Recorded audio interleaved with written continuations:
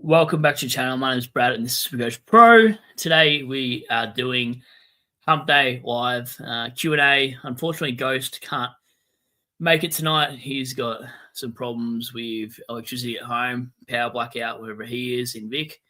So yeah, unfortunately he can't jump on. I just wanted to look into the players like we normally would on a Wednesday night. So yeah, been ghosted by Ghost, not on purpose of course, but yeah, I just for the first time in a while, I've been watching a little bit of content and noticed there was a lot of really good coaches out there, actually in the 20 to 40K range as well. So I thought that was pretty interesting. And it was sort of the guys that always finish pretty high. So I actually thought, well, it made me feel a little bit better knowing that we've all made very similar mistakes or had very similar teams being unlucky with the same carnage. So thought that was interesting, and particularly watching, DR's channel with the other boys on there as well. Like it seems like they're struggling this year, and these are guys that always are relatively in the top 1K. So I thought that was interesting to know that even these top guys that know their shit are actually having a difficult start of season as well. So yeah, it was interesting hearing their views tonight. I haven't been watching too much content myself, to be honest, but it's very interesting that we're thinking the same sort of thing. I thought I'd better update myself and listen to a few others out there and just see what they're doing this week and see who they're bringing in. But it looks like everyone's pretty much following the same pattern. It seems to be like a double upgrade / one rookie or two of the rookies and one upgrade. So two down, one up. So essentially it's Ison and Banfield, I believe, and then it's whatever primo you can afford to grab. Just looking at some of the players too, it's quite interesting now. A lot of people only have 3 or 4 upgrades to do with a lot of trades, surprisingly. So I feel like you can almost get away with sidewaysing a few players. I thought it was pretty interesting too that the Hawthorn rookie got dropped. I've just gone blank. I'll just go into tomorrow's game. The only thing that was relevant was was it Brian? I can't remember his name now, but he's been dropped, and that's the only reason I went Dirksen from Carlton. I thought there was more job security there, but you could sort of tell scoring a 30, you're not going to really get a game, are you? I know it's not based on Supercoach points, but you can tell if your rookie's going to get dropped anyway. 22,000 coaches, pretty stiff there. And they probably already went early on Dirksen potentially, but yeah, now he's another dead rookie that we don't need at D7, D8, and I didn't want to do that to myself. I've already got a Hawthorn dead rookie in Head or Perez. So, yeah, I thought that was already a little bit, funny on how you're going. But, I mean, these are the two guys I'm talking about, Banfield and Ice, and it feels like they're the guys everyone's trading in. And then the 99K rookies that came through the mid-season draft are quite interesting as well. I'm not going to go too many depth, I guess, on the players trading in and trading out, because I feel like it's pretty easy now on the buys that, if, for example, the rookies on the buys, they should be pretty much easily gone. Like, no point holding Cook, Marshall, McAndrew. I feel like you can hold for 1 week if you do for the Cats game, but I feel like a lot of people are just going to upgrade him to Darcy, Cameron, or go potentially the other way and go Brian if they wanted to. Lombard, does he have a little bit of cash to make? Yeah, see, I'd probably hold Lombard though. Break-even's quite low. He's actually made a lot of money compared to what we thought he would. Lindsay, I feel like you can trade or hold, but he does play Essendon this week. Break-even's 81. He probably can beat that, similar to what Murdoch did last week. He had a BE of 55 and then he got a 94. Anderson's interesting. Like, if Anderson doesn't get named again, you just call him early. I got him in for Darcy Cameron, so that was a really nice move. Rochelle's gone for me. I'm done with Rochelle. In fact, I'm done with McAndrew, Rochelle, and Cook. Selwood. Wants to go with Selwood. 93 break. All these feel pretty much like a trade, barring maybe Lindsay, who's a 50-50. Depends what he gets you. I feel like if you're going Lindsay to Wilkie, it's a bit of a win there anyway. Or you can hold him for another week, which I think I might. Steen, you could probably get rid of, obviously, out for the season. And then, Rankin. He's a 3-week injury, I think it said. So, it's a bit stiff for owners because he looked like a really good trade-in. And then trading in, I think it's pretty obvious Banfield with the deeper P, negative break even. I feel like you've got to get at least one of these guys. I feel like Ison's more relative, but Banfield's got the deeper P, which makes it really helpful if he does get dropped. Even if he gets a 38, he goes up 43 grand. So, yeah, that's pretty handy. And Ison kick 1 goal 3, and negative break even 77. So even if he gets a 42, he still makes 52K. So I'm kind of thinking this week I'm going to go for these two boys. If I can sell one of them in round 20 for a 24 for a 23rd or even a 25th primo, that'd be the dream. But I feel like I'm a little bit delusional. Max Holmes, I feel like it makes sense to bring him in against Carlton, but you can wait a week as well. He's 568K with break even of 107. Bailey J. Williams, I'm not sure if it's a trap or not, but I don't mind it. In your forward line, I don't mind it at all. You're obviously picking him now to be a keeper. You're not going to make money off him, I wouldn't say. Like, you're not going to sell him in a couple of weeks' time and make, 150 grand off it. He might relatively go nice against Essendon. I don't know how well he'll do against Sweet and then Sherry the week after either. So not confident on that pick. I was certainly thought about it, but I feel like it's a little bit of a shoot for the stars. But I'm surprised how many coaches are going there. 7,000 is a big punt this time of season. Darcy Cameron, I'm surprised Darcy Cameron's actually not where Williams is. I thought DCAM would be a more obvious pick. Apparently not, but yeah, this was a great pick this week against West Coast. Knew it would be a bit of a boost being against West Coast, but you can see 1.2 points per minute is pretty high. So yeah, I love that as that pick. I recommend him, of course. Wilkie got tagged, break even 67. We can know what he does. I'm probably grabbing him this week anyway and just going for value again. I know I probably shouldn't be going value all the time, but bit of off game here. Got injured there for the 24 and then an 86. So I like Wilkie. I'm probably going there. Great D6. Probably, I've probably got to get rid of Newman, obviously. Bailey Smith, I prefer Holmes over Smith for 70k less. I prefer going the Holmes route. Break even at 115. Yeah, still needs to come cheaper than this, you'd think. Dirksen, for those that need a rookie defender, negative break even 21. You should have just grabbed it at 99k, though. That was the whole point of bringing him in the first place. And then Heaney against Richmond kind of makes sense as well. So we'll go through comments if there's comments there. I haven't really looked, to be honest. It's because I'm up against Shorty on a Wednesday night figure, so don't love that. West Pistols, the other Hawks, rookie McDonald is playing his second game, though. Fingers crossed, as I'm punting on him to hold his spot. That makes it tricky, doesn't it, really? I wouldn't be going there, but if you need to go there and you need a downgrade for an upgrade, it kind of makes sense, doesn't it, really, mate? So, yeah, pretty interesting there. Whitfield, I feel like it's not going to get named, so probably expecting to actually field Dirksen, if I'm honest. I'm just going to hold Whitfield anyway. Hopefully he comes back after his bye, or else I'll be pretty pissed off. B, C, and C this week. Not really sure, but I do know I'm just going to do my trades now.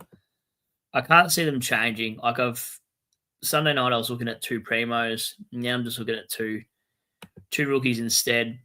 So I don't really need the scores on field this week. A lot of people missing Trark, Anderson, and players like that, and even in their ruck line of Cherry and all these big guys. So I don't really need a primo this week, I don't think. I could gain extra points, but what's the point? I'd rather that one last cash gen. Then after this week, I don't expect to make any cash off the rookies I bring in from the mid-season draft. I think it's a good opportunity to bring some of the players I need now. Where it's St Kilda and Carlton, so it's a bit boring. ZZ can go back in the ruck. I forgot how I did this initially by bringing in Wilkie. I think I actually originally had to hold maybe McAndrew to then bring in the guys I needed, because if I look at it this way, Ballard, scored the 80.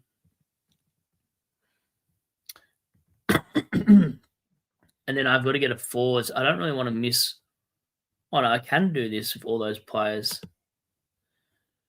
I thought I had to actually trade a Lindsay to do this combination, but it turns out I don't, so that's a win. So, yeah, McAndrew, Rochelle, Cook for Wilkie, Banfield, and Ison. That means I can get rid of Newman as well, because Newman's just a waste of a pick at 88 average now, so he's going to go on his buy, or even next week potentially. And again, I'll probably run into 5-6 trades and have none left. But that's how that will look. So Wilkie will go to D6 eventually. I'm not going to use an extra defender. I'm going to have to... Yeah, Whitfield will come back to D4, whatever. Wilkie will be here. And then I think I need... Yeah, I still need a defender. I'm just going to tinker with it so I can get my brain around this. So it'd be... Wilkie would be there technically. I don't want to field Newman at D6. So yeah, I'm still due for D6 to actually get out of my squad. I don't mind running Whitfield, Sinclair, Dacos, Wilkie, Stewart, and then somebody else, which will be Max Holmes actually. So I'll do that next week, potentially grab Max Holmes for Newman. Max Holmes, I don't know. I don't know if he's going to go huge against Carlton, but I'm just hoping Newman gets a lot of ball but against the Cats. So that will be that trade. I feel like I'm actually okay this week because it's only really Butters, LDU, Throng's still injured, which is annoying, but expected around 13. Okay. So that's actually not too bad. If he comes back round 13, that's a bit of a win for owners like myself that held him, because I actually had Rechko get 107 for my no Sarong, and then obviously Sheasel's not playing. Darren misses a week with concussion, so nothing I can do about that. But that should be like that, because I can't imagine Whitfield getting up. I reckon I'll rest him. So I actually am missing a few primos, to be fair. Whitfield and Sarong I wasn't expecting to happen, so that's already 2 guys. Plus Butters is 3, LDU 4, and Sheasel 5. So like I didn't have any more players than a round 12 buy, or else that would have actually killed me. So 5 is probably enough. It's annoying that 2 of them are from injury as well. But I guess that's whatever, really. And then next week, what is going on there? Too many connections. Have I just been hacked? What is that about? I've never seen that message come up before. So anyway, VC and C options I might go through as well. And give us a like for the video as well, because I know there's not much of you there. I shouldn't have gone on a Wednesday night when Shorty's doing a Q&A and there's probably a few others doing videos and whatever. Maybe people tuned out because they're buyers. I'm not too sure. But VC and C option this week, round 12. Who would I go? Darcy Cameron, I might actually VC, because we can use anyone as a loop here in the buys. Not going to captain Dacos. I'd rather go DCAM if English isn't playing.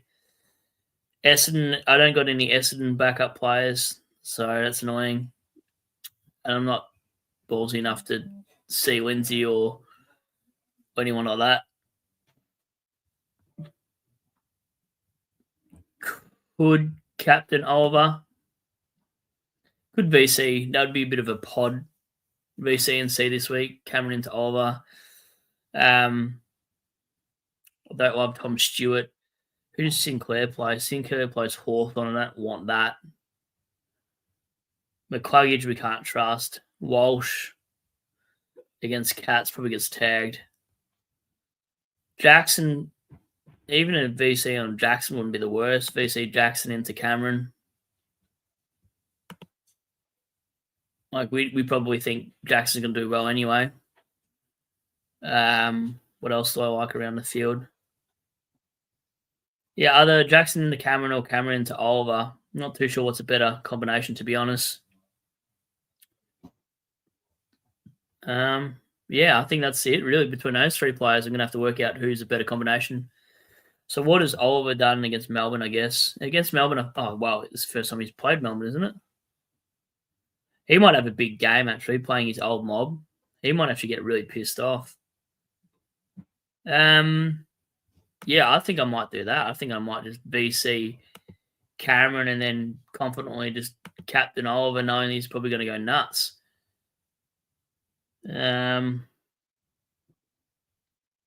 Suppose it also matters if what does Jackson normally score? Well, he's going to be cheap for people that need Jackson. 57, 113, 65. Okay. And what's DCAM like against English? This must be against English, so I can imagine what it's like without English. And then Dacos feels like an obvious one that I haven't really looked at right now, but yeah, wow. Maybe I shouldn't be Potter. Like maybe I should just go Dacos and know that's more of a safe bet. But anyway, I'm not really too sure, to be honest. BC Grundy, Seabont, all gone for me. Yeah, I wish I had the same combination, to be honest. I don't even have that at all. So it's unfortunate. What am I doing tomorrow night? I might go live tomorrow night at the team sheets. I think I'm home. I'm home tomorrow night. I might go live at when the team sheets drop at Thursday. What time is the team sheets? So it'd be 5:50 my time, so it'll be 6:20 your time. So I might go live tomorrow night because it just seems like I'm talking to myself here, apart from you two in the comments there. But I think I'll leave it there. I'll go through the team sheets, go through the proper trades. I don't think I can get Ghost on tomorrow night. He's got footy training, so I might be able to do that. But for the 13 or whatever there is in the chat, thanks for watching anyway. Feels like more of a bit of a team preview. And again, if you rewind it anyway, I feel like the players and the trade outs are pretty relevant this week anyway. Like they just make sense to trade most of them barring two. I'm not sure if I even went into the trade ins. I'm pretty sure I already covered that as well. There was nothing really crazy. I guess the top 1% is the only thing that might be a little bit different. So what is top 1% doing? Then I'm out of here because there's nothing going on and I don't want to talk to myself all night. I already do that all day. Top 1%. Yeah, top 1% no ball. They know what they're doing. Interesting that top 1% actually getting rid of Lombard and Lindsay. Quite a fair few of them on that list. I'm quite surprised at that, to be honest. The rest kind of makes sense. They speak for themselves. Trading in, who do they believe is better out of Ison? Wow, Banfield. They must have already went early on Ison, is the general guess to that. They would have had to for Banfield to be more popular. Yeah, so that's you don't normally see a huge gap between that when they're the same game. Sorry, they're both on the bubble. I mean, not same game. So Banfield, 44,000 coaches. Interesting. Max Holmes and 11% of the top 1%. That's huge. No, that's not even top 1%. Why did it do that again? Stupid thing. All right, I want to make sure I did that right. And top 1% did. Okay, but traded in, it didn't do that for me. Okay, so traded in. Just say, how does 30,000 coaches fit in top 1%? That's confusing as hell. Okay, turns out I can't read. So Banfield, 30% of the top 1%. Wow. And then 23% have gone Ison, Holmes. Ooh, 10% of that. Yeah. Haney. So yeah, top 1% prefer Holmes over Haney. Kind of makes sense as well with the DPP. Holmes is D1 anyway. So Wilkie is pretty high actually for these guys. Hopefully I will be Saturday night. Bailey J. Williams. Interesting. A few punters in the top 1% going Bailey J. Williams. Crazy. Says me that bought in Durham and then he gets injured. Love that. Bailey Sniff. He might have a big one. Might go line dancing, if you know what I mean. And then Piggott.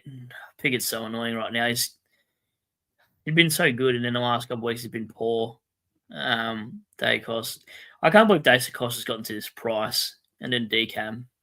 Okay, so yeah, top 1% know what they're doing. For me, you've already seen my ranking on my lives and whatever. I'm not going so well, but I'm pretty sure now they've seen a little bit of content this week that I'm probably around par for most of the other creators anyway. The only thing I did notice, though, a lot of the videos I did watch, my team value is 200,000 more than the other guys. Like, they're all got team value of $12.4 to $12.5 million. Mine's sitting at 12.7, but they've got more trades than me. So I've been super aggressive to try to get a lot of rookies early, and team value is pretty high, but it means nothing when you rank 27K anyway. So that's pretty much it for the week. I'd say basically over the buys, you want 2,000 points per week is the goal. If you get under 2,000, you're normally getting red arrows, but from memory, every year, if you get over 2,000, you're laughing. If you get like a 2-1 or 2-2, you're going up in the rank. If you get an 1,800 score for the week, you're normally stuffed. So I want to actually see the projection. So this projection is not good. If this actually happens, I'm pretty much cooked. I don't really value it anyway, but it does worry me in buys that it actually thinks I'm going to get that. So, yeah, that they're normally 200 points out anyway. So I hope it's the 200 points out of negative, not the other way. And I'm 1,500 this week because that'd be embarrassing. But yeah, hopefully Strong comes back round 13 because then I feel like that's a win over the owners that held. And then Whitfield, I'm fully not expecting to play. Like, if I'm the coach, I'm being conservative. They're playing round 14 after their bye anyway, so give them another couple of weeks off is what they'll probably do. It'd make sense. It said hamstring awareness or something, but I don't know. No, who knows? And McCluggage is so bad that I'm going to have to get an M9 at this point. And then same with Durham. Not too sure where he stands. I feel like it'd be good now that Brad Scott's sacked. So, yeah, I might have to try to get a spare on the midfield, defence, and forward line. You're probably wondering how you can do that, but I reckon with my team value, I can actually probably source at least two of those positions, or at least I can get a mid forward who can become an M7. Sorry, not an M7, an M9/F7. I still feel like I can go cheap enough to grab a D7. I feel like I've done that a lot of years over the past anyway, been able to do that. I might run myself into trouble, have 3 or 4 trades, but I can use those guys as spares. I want to hold those 2 or 3 week injuries now. I don't want to burn trades for a couple week injuries. I'd rather get depth like a real AFL side than just blow a trade for another player. So I'm going to be a little bit strategic and buy value, but trying to play the long game here. And if it doesn't work, I'm not going to do pods and value next year. I'm just going to go all out for the top guns and go guns and rookies next year. But this year's a bit of an experiment. Not to say I've given up. I'm not going to use that BS line, but I certainly tried something a little bit different and hasn't worked out so far. So it's a bit of trial and error this year. And then I still think I can get a decent ranking for the end of the year, but the goal is, again, to learn from this year and then get better next year and hopefully be another hot shot of being a top 100 again, because that was a nice period last year of fun. So, yeah, not really sure what I'm going to do. But I think this week it's pretty boring in my rookies and my Wilkie trade and whatever. It's vanilla trade week pretty much. A few went on ice in last week, so that's their pod. Everyone must be touching themselves watching the Origin time. I reckon they are, because normally there's about, I don't know, I'm pretty sure there's about 80 to 100 people on a Wednesday night stream. Maybe because the Ghost's not here as well, it's a little bit less. But I think Shorty's doing a Q&A, and there was a couple others I saw as well. So, yeah, I think Origin might be a big part of people's criteria tonight. So, yeah. Fuck you, Origin. I'm shocked 986. Yeah, that's that. Yeah, that's right. Yeah, I never come close to any projection scores this year. Neither do I, to be honest. So, anyway, for the 10 that are there, at least give me 10 likes for jumping on and saying hello and whatever else. And if you've been working in the comments, like a weirdo in the alleyway, give us a thumbs up too as well. So I'll jump on for team sheets to make it up to yous, and yeah, it'll be like a kiss on the forehead. All right, thanks again for watching. Cheers, catch you on next. Bye.